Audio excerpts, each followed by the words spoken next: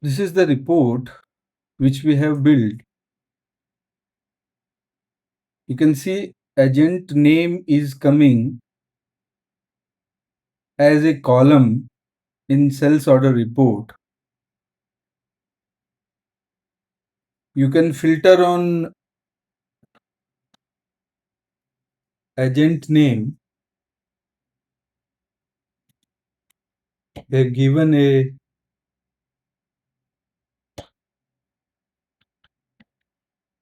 filter over here. So you can filter. So this is the agent, and you can see this filter is working well. And now if I want to open this report for a particular salesman, so I selected this one. You can see sales order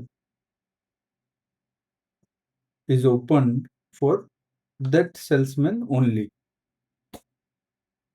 I just entered cost center class as salesman here, and this report is working fine. You can ask us for any demo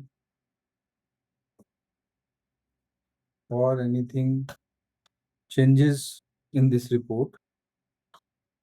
Thanks for watching. You can call me on 98303 14900.